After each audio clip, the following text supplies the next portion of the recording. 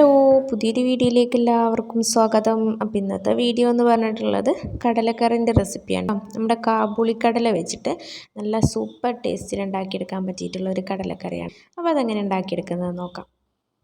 അതിന് വേണ്ടിയിട്ട് കടല ഞാൻ ഒരു രാത്രി മുഴുവൻ തലേന്ന് രാത്രി വെള്ളത്തിലിട്ട് കുതിർത്ത് എടുത്തിട്ടുള്ള കടലയാണ് കേട്ടോ.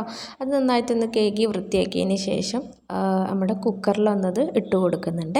എന്നിട്ട് അതിലേക്ക് ആ കടല ഒന്ന് മുങ്ങാൻ ആവശ്യത്തിന് നമ്മൾ വെള്ളം കൂടി ഒന്ന് ഒഴിച്ചു കൊടുക്കുന്നുണ്ട്.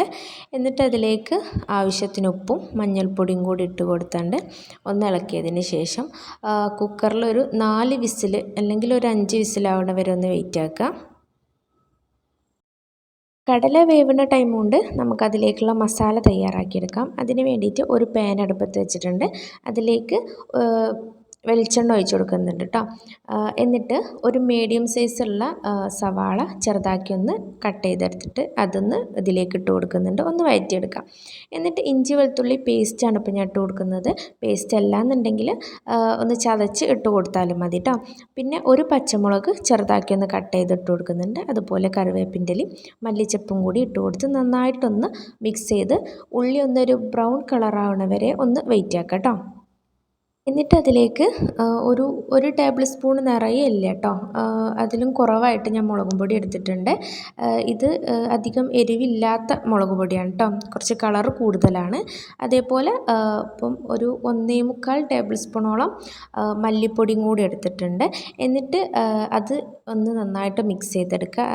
മല്ലിപ്പൊടിൻ്റെ പച്ചമണക്കൊന്ന് മാറണ വരെ ഒന്ന് മിക്സ് ചെയ്തെടുക്കുന്നുണ്ട്. അതിനുശേഷം ചെറിയ ജീരകവും വലിയ ജീരകവും കൂടിയാണ് ഇട്ട് കൊടുക്കുന്നത് കേട്ടോ. ഇനി ഇതിൻ്റെ പൊടി ഉണ്ടെന്നുണ്ടെങ്കിൽ അതാണ് ഒന്നുകൂടെ ബെറ്റർ. പൊടി ഇല്ലാത്തത് കൊണ്ട് താൽക്കാലികം ഞാൻ ഇങ്ങനെ ഇട്ട് കൊടുത്തതാണ് കേട്ടോ. എന്നിട്ട് അതും കൂടെ ഇട്ട് കൊടുത്ത് നന്നായിട്ടൊന്നത് മിക്സ് ചെയ്തെടുക്കുന്നുണ്ട്. അതിനുശേഷം നമ്മുടെ കടല വെന്ത് കിട്ടിയിട്ടുണ്ട് കേട്ടോ. അത് നമ്മൾ വേവിച്ചതിന് എടുത്തിട്ടുള്ള വെള്ളം കൂടി ചേർത്തിട്ട് അതിലേക്ക് ഒന്ന് ഒഴിച്ച് കൊടുക്കുന്നുണ്ട് കേട്ടോ. എന്നിട്ടൊന്ന് തിളപ്പിച്ചെടുക്കുന്നുണ്ട്. എന്നിട്ട് അതിലേക്ക് ഒരു ചെറിയ തക്കാളി ചെറുതായിട്ടൊന്ന് കട്ട് ചെയ്തത് ഇട്ട് കൊടുക്കുന്നുണ്ട് കേട്ടോ. എന്നിട്ട് ഈ തക്കാളിയും കൂടി ഇട്ട് കൊടുത്താണ്ട് നന്നായിട്ടൊന്ന് അടച്ച് വെച്ചൊന്നും കൂടെ വേവിക്കുന്നുണ്ട്. ലാസ്റ്റ് ഇട്ട് കൊടുത്താൽ മതി കേട്ടോ തക്കാളി. എന്നിട്ട് കടലൊന്ന് വെന്ത് വന്നപ്പം അതിൽ നിന്ന് കുറച്ച് കടല ഞാൻ മാറ്റി വെച്ചിട്ടുണ്ടായിരുന്നു കേട്ടോ. അതൊന്ന് എന്ത് ചെയ്യുക, മിക്സിയിലിട്ടാണ് നന്നായിട്ടൊന്ന് പേസ്റ്റ് ആക്കിയെടുക്കുക. നല്ല ഫൈനായിട്ട് പേസ്റ്റ് ആക്കുകയൊന്നും വേണ്ട, ചെറിയൊരു തരിതരിയെ പോലെ ആക്കിയെടുത്താലും മതി കേട്ടോ. എന്നിട്ട് അതൊന്ന് ഇതിലേക്ക് ഇട്ട് കൊടുത്താണ്ട് ഒന്ന് ഇളക്കി കൊടുക്കുന്നുണ്ട്.